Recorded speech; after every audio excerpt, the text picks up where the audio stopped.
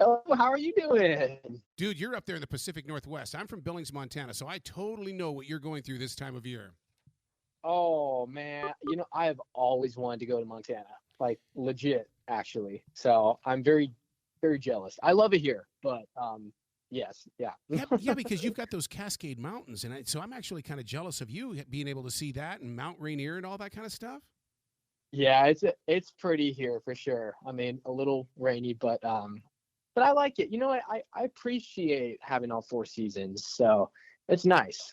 So now, what part of Montana would you like to visit when you say that you'd like to go to Montana? Well, I'm a massive John Mayer fan, and so I know that he got a house in Livingston. Livingston, Is that sound Livingston. right? That's exactly it. Livingston. Yeah, yeah. Yeah. So I've seen he did an album called Paradise Valley that was like I think a place there, and I just seeing the pictures of like the album and the everything, I was like, man, I have to go there one day. Oh my God. So All of that stuff was in my backyard, and then I end up in a big city in the South. So it's like, oh you're my God, kidding. yeah. Oh my gosh, that's insane. Hey, you're So you're in a part of the world right now that has always been known for its music, from Jimi Hendrix to Heart to Nirvana and even Pearl Jam. I mean that yeah, vibration is still very much alive up there, isn't it? yeah, absolutely. It's I feel like it's in a different way nowadays because it's not like I mean obviously like the grunge heavy, like hard scene anymore, but it's there's a lot of very interesting eclectic artists here. And so I don't know if I necessarily I've never felt if I like fit in with them because I feel like I'm much more on like the acoustic Hmm. singer songwriter side of things. And there and but regardless, there's a lot of very just interesting art here. And yeah, I don't know, just very expressive forms of art and shapes of art that I don't know, every time it's something cool I know that it comes from Seattle. If that makes sense. Yes, it does. Been one of your bigger inspirations when creating? Would you say? Yeah. Oh wait, is this the interview? Oh yeah. Oh wow, I thought we were just I thought we were just talking. I was getting ready for like all right, we're gonna be starting now. Okay. Sick. Okay, hi, first of all. One of my bigger inspirations. Yeah, I would say for me, just in the whole singer-songwriter realm of, like I said, John Mayer and Ed Sheeran, like those guys really shaped my sound a lot. And the Beatles were like the reason I got into music in the first place. But of course, like I'm a big 70s guy. So I mean, Bread, obviously I sung their song on The Voice, and that whole time period of Bread in America, and just like old classics and soul, like that really shaped me a lot.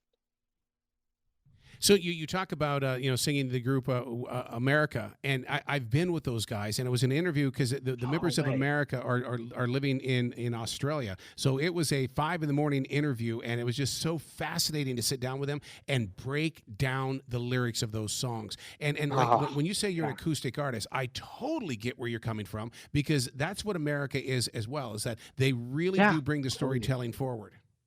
Oh, absolutely. I'm so much about storytelling and anything that really just makes you like feel something. And so I feel like something's just magical just about an acoustic guitar and some of those old classics where it's nothing overdone. It's just stories and it's whatever's like in your heart. And I feel like that speaks just so many volumes, like greater than any like big production in my opinion. I mean, there's a room for everything, but everything I've written myself has really just been focused on storytelling and making someone feel something. Yeah, you talk a lot about how you really connect to a lot of like older music and everything like that. What's something that you wish to bring into the music scene nowadays that we don't often see from other artists? Wow, that's a great question. Yeah, I guess you know what, I really want to make things like timeless again. And I'm not saying there isn't any of that anywhere, but I feel like a lot of the kind of pop culture is like quick trends, like quick TikTok trends or like quick songs that like they're huge for like, one summer, and then you forget about it. And I don't know, dogging that or anything, but like everything I try to do, like I just want it to be timeless. And I mean, I was just listening to a Beatles record the other day, and I was jamming with a friend. Actually, we're playing "Don't Let Me Down," Oh, and I was really jeez. thinking, Oh, man. yeah, we were playing, I was just playing some guitar, he's playing some keys, and I was like, nothing about this song feels old. Like, it's crazy that this song was actually made, I don't know, 70 or something years ago, and we're literally playing it in 2022, and it still sounds like relevant, and you know what I mean? And it's just like that magic is something that just like goes way beyond, my lifetime or next. And it reaches people in their hearts forever. And so that's kind of my goal with anything, is to make someone feel that way. So I don't know, I guess maybe I won't see the effects of that until like 80 years from now, but you know what I mean? Did you see the Beatles Get Back, that 3-part documentary? Oh, 100%. Oh Yeah, my that God, was one of the. the way that they built "Don't Let Me Down." Oh my Oh God. my gosh, it was amazing. That was one of the coolest things I've ever seen. And of course, just listening to that, their CDs every day of my life and my childhood growing up, that was like the most like mind-blowing thing to see that whole documentary. But it's just amazing. I really feel like I was watching like if someone was filming like what's his name, Michelangelo painting the Sistine Chapel. Like, I literally felt like someone was like filming like history being made. And it's crazy. Like, I felt like almost intrusive watching. I was like, this like is revolutionary, and I'm just watching them do it. So it's amazing. Does that make you want to start recording more of your self, as and videotaping yourself? Because 50 years from now, maybe there's going to be a documentary about you. Yeah, man. I've been back in the studio at a place called Bear Creek Studios in Woodinville, Washington here. And like literally, I just, right when I came back from, the whole voice thing, I just went straight there, and I took all the songs I've been writing, to the studio, and just putting myself in a position to really make that art come to life. And just jump on it, because it's really what I'm just so passionate about, and I really just live for that stuff. So yeah, I'd be doing it every day if I could. I mean, just when you were talking about that studio, like I was thinking like, and you were on The Voice, how does it feel to go from like, a life that might have been like completely different, like and just normal and stuff, to now getting to record in these amazing studios that are so like legendary for their times? hmm Yeah, absolutely. It's really cool just to have this whole opportunity, just from The Voice, just opening these different doors, and just showing me new things that I've never really done before. And so it's very humbling, and I really just feel blessed, like, to have that opportunity, and so to however it's going to turn out to, like, I can't really predict, but all I could do is put myself in the best position to succeed. And as artists, especially independent artists, when you don't have many other options, you either just have to show up to try to put yourself in a position to succeed, or not do that. And so I feel just super thankful to have the opportunity. I really think however God works in mysterious ways, and however he's shaping my path, and all the other contestants, all of our paths too. It's really a beautiful thing to be a part of, and to just say yes, really, to anything that comes my way from it. Let's go back to the origin. Do you still have that guitar that you were given when you were 9 years old? Which one was this? Your first guitar. Do you still have it? Oh, my first. Oh, yeah, of course. Yeah. See, Course. a lot of people don't because I still have my Ibanez Flying V that I got when I was 17, and Nice. and it's just one of those things where there's so many stories that are wrapped Oh, yeah. inside the neck of that guitar, man, and those frets and everything like that. It's like, oh, I got stories. Oh my gosh, yeah. So much. I can never give away my first guitars ever. But yeah, they tell stories, man. I guess I think my mom says I buy too many guitars, but it's all just a storybook. Each guitar is a storybook that's just gonna write more and more pages to come. So I totally agree with that. But you know what you've got, Jaeden, that no other generation has ever had? You've got wineries and breweries. Where Yeah. I mean, Jimi Hendrix didn't have that. Heart didn't have Yeah. that. I mean, they didn't, and even Nirvana. What they had clubs, but the intimacy of a winery and a brewery. Yeah, absolutely, man. And being on like the east side in Woodinville, Woodinville is wine country, so it's crazy. Like literally just my whole job is just around like Woodinville, just playing from winery to winery, and it's really cool. It's the perfect scene for a singer-songwriter, and it's such a great opportunity to, like you said, like an intimate setting, to be, to have a chance to just share your heart with people there, and people are actually like listening. So yeah, I'm really, really grateful to have grown up in this opportunity to play venues like that. Who's somebody that you got to work with recently that has just completely changed your viewpoint on something that you might not have thought of before when becoming an artist? Yeah, wow, geez, you guys have great questions. I would say someone I got to work with. Really, I would honestly say like kind of my fellow, voice contestants. Yeah. Some of them in particular, like I just really, really bonded with. And it's really cool because, being a solo artist, kind of doing my own thing for all these years, I've just been kind of in my room playing my own guitar, singing to myself, and of course my family and friends listen, but like it's just kind of whatever is in my own head basically.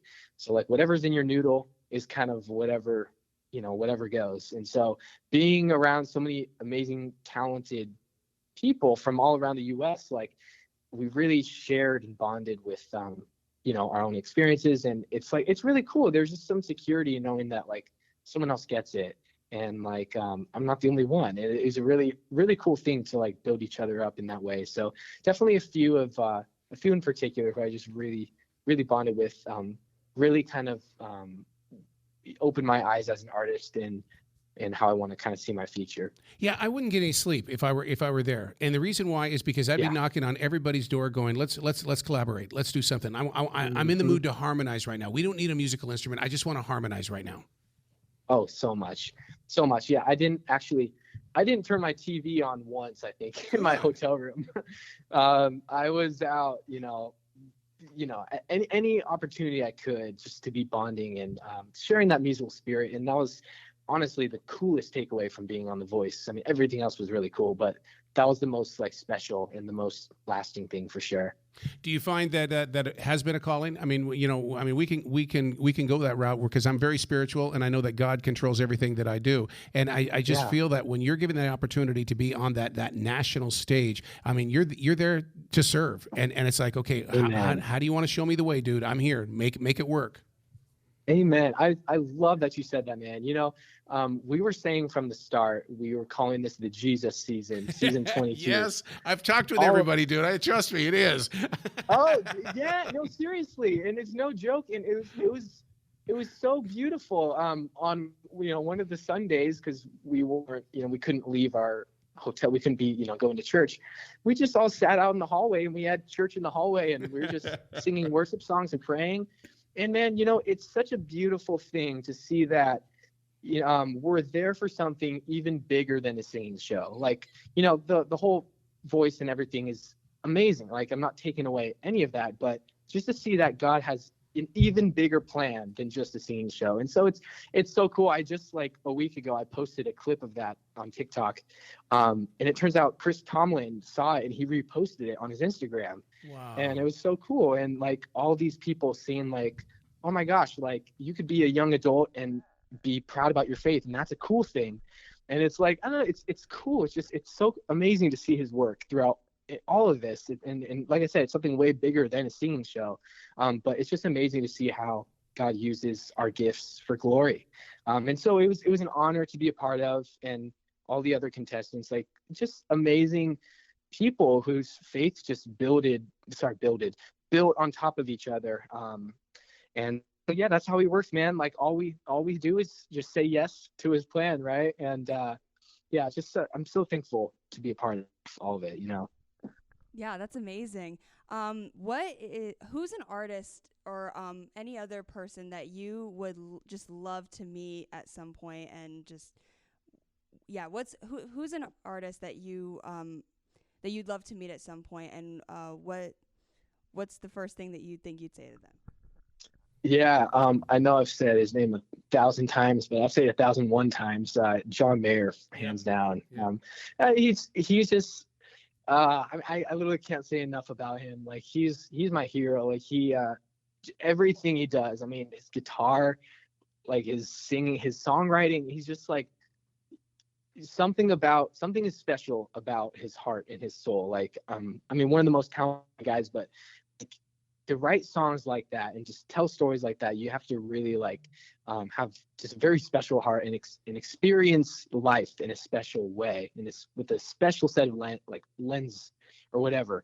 And so yeah, I mean, just that along with his talent and everything that he's done, like yeah, he's just been my biggest like hero. And like I don't know what I would do if, like, I feel like I'm kind of a fangirl. Like, you know, if I saw him, I don't know what I would do. Like, I don't know, but that'd be amazing. That'd be a dream of mine, to actually meet him and just tell him how much he's like impacted my life, because yeah, he's really shaped me as an artist, and I feel like artists we look up to shape us as people too. Mhm. So I feel like I've really kind of found my way in life, partially thanks to John Mayer. Well, he sent out a powerful message, maybe 5, 7 years ago, in the way that he said, and that message was, if you do not take care of your vocals, it will be taken away from you. And that's why he's living Yeah. in Livingston. He lost those vocals, dude.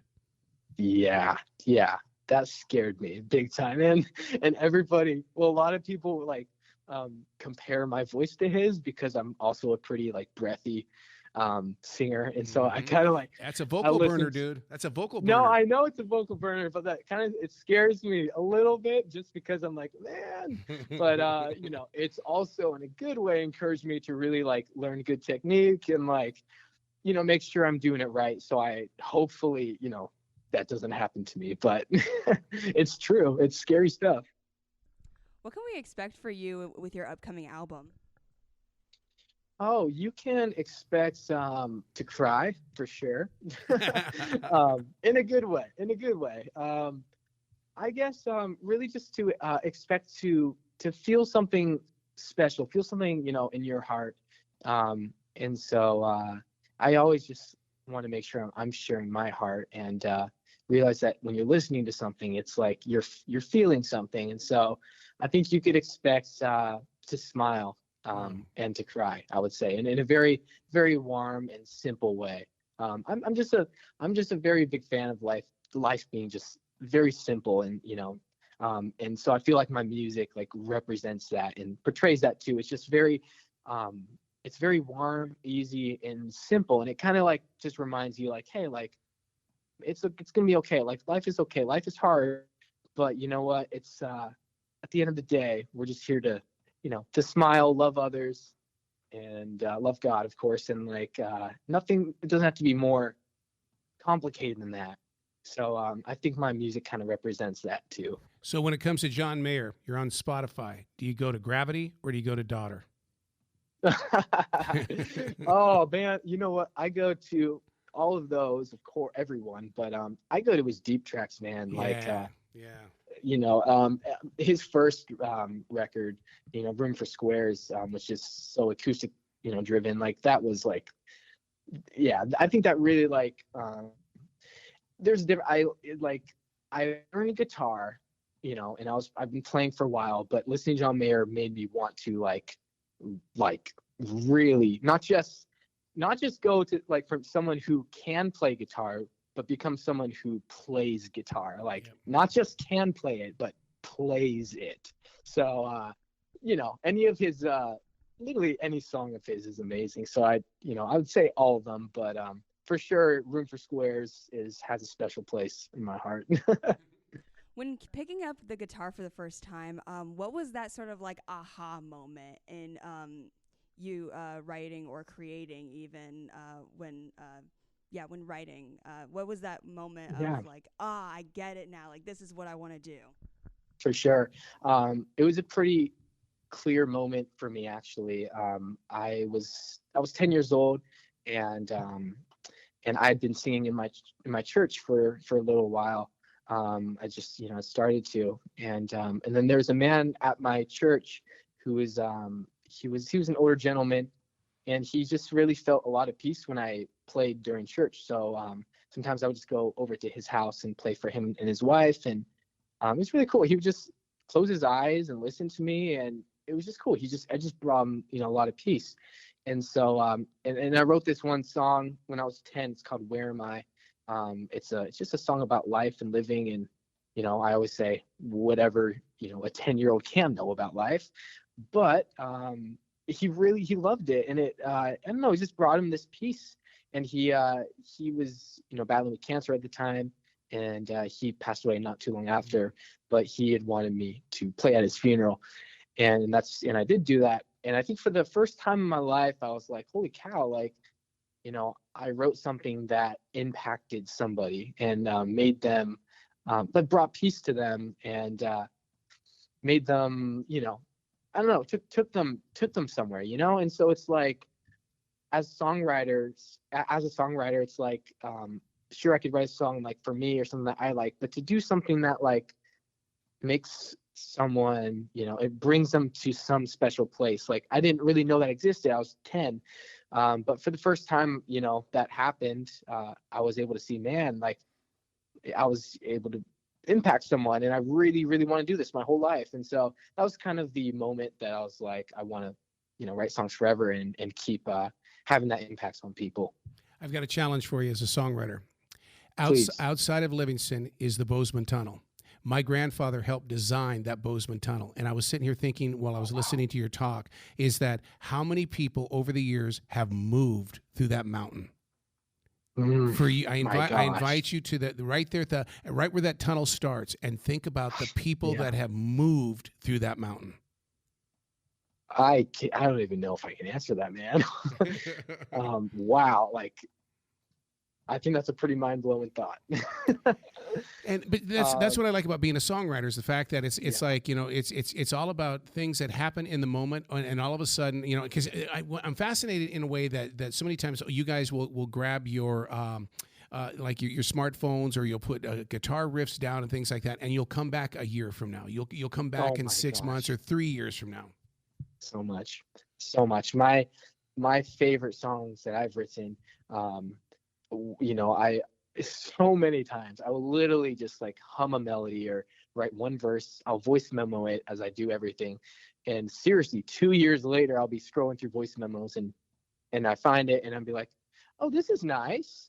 I should develop that. And there's nothing wrong with that. I think it's such a good thing. Like, I've talked to a lot of people who are actually discouraged about that. People say, like, who are starting to, to write, and they say, I can never actually fully finish a song. I just do half of it or one verse, and that's it. And I'm like, man, that's the best thing you could do. Like, we experience, inspiration and feelings at different points in life, and you can't turn it on or off. It just is, or it isn't to there. And so many times I'll just start something that I'm feeling, and years later it strikes a chord again for me. Yeah. And I think that's the beauty of it, is there's no right or wrong. It's just however you receive feelings, really. Yeah. So where can people go to give you lots of love, to find out more about you, to really show some support and everything? Because knowing you probably have merchandise that needs to be moved off the shelf and get it on the bodies and walls of people. I do. Thanks, man. Well, my website is just jaedenluke.com. And that's Jaeden. People need to understand that. Jaeden. My parents threw in an extra E in there, but I guess people remember it that way, so it works. But yeah, all my originals are up on Spotify, iTunes, and YouTube. I post a lot of stuff there.